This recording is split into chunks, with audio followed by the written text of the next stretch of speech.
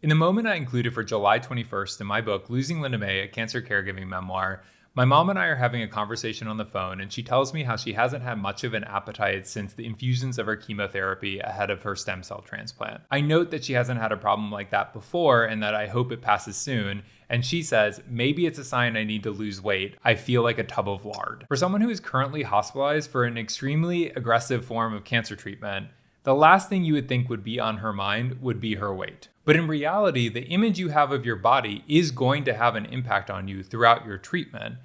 And any body dysmorphia or disordered eating or eating disorders that you had prior to getting diagnosed with cancer aren't going to just disappear when you have cancer and start going through cancer treatment. They can persist. And in a lot of cases, they can be exacerbated by going through cancer treatment because you will have physical changes as you are navigating chemotherapy or radiation or surgeries. They will have an impact on your body. It's inevitable. There are certainly people going through cancer treatment who couldn't care less about their physical appearance. They're solely focused on just getting through treatment and hopefully attaining permanent remission. And the appearance and body image and what clothes they wear and how they fit just do not matter to them. And that is fantastic. That is probably the ideal. But unfortunately for my mom and unfortunately for me, we are way more vain, and those things did weigh on us. I want to share some background information about my mom's relationship with her body throughout her life because I think it will help illuminate some of the comments that she makes throughout the book and how she feels throughout the events that happened. My mom was always fixated on her weight. She was a tall woman. She was 5'11", though in reality, she was probably 6 foot because if you put her right next to my dad, who was 6'1", they were about the same height. She just did not want to cross that 6 foot threshold, so she stuck with 5'11". She was always tall and lanky and had a good metabolism, but then you get older and you tend to put on a little bit more weight, but you're always holding yourself to the same standard you were when you were, say, 20 years old. And so you get fixated on the fact that your stomach isn't as tight as it used to be, or your hips are a little bit wider. All those things that plague us when we're comparing our younger selves to our current selves. Throughout my childhood, she was always focused on the latest diet. There was always the newest diet foods in the cabinet, like Snackwells, and there would always be diet soda in the fridge. And occasionally there'd be diet pills on the counter that she would take every morning that she had heard about from a radio station. And while I don't think that her eating habits would necessarily be considered disordered, it would probably be a little bit on the borderline because she would have a little something to eat for breakfast, pretty much nothing for lunch during the day, and then she would have dinner. And whenever we went out to dinner, she would never finish her portion, and she would always take it home and be proud that she would have leftovers that she could eat for another meal. And she wasn't a particularly healthy eater. Most of the vegetables we ate came from a can, and if she made a salad, it would come from a bag, and then she would load it with French dressing, so there wasn't a lot of substance there either. And whenever she would have fruit, she would put more sugar on it, and she loved to have dessert and Oreos and ice cream. So it was actually kind of miraculous that she was able to stay so slender, but that's where the portion control came in.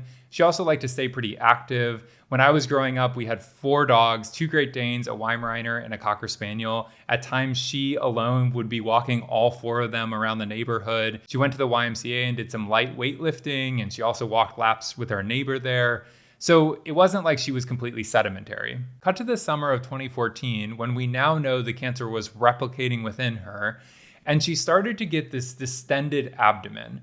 It was driving her crazy because she felt like she was gaining weight because it was all centralized in her stomach. She kept saying, I feel like I'm pregnant. Her doctors put her on a series of elimination diets, but nothing was working. She just kept getting more and more distended. That distension, because of her body image issues, was ultimately what motivated her to keep pushing for some level of diagnosis of what was going on, which is what led to her finding out that she had non-Hodgkin lymphoma, which had been primarily concentrated in her abdomen and then also in her neck and clavicle. But during that time when she was so fixated on the distension and going through these elimination diets, she had been losing a lot of weight elsewhere. I'm going to post 2 pictures, one that is early summer 2014 and the other is very early fall 2014 after she's kind of gone through that entire diagnostic process. And you get to see the difference between her face. She's so much more healthy looking in the second picture compared to the first one. And she was so self-conscious about that distension even after she found out it was because she had cancer. In this picture, which was taken the night before her first round of RCHOP, which she knew that was going to be posted on social media and to our Caring Bridge, she intentionally blocks her distended stomach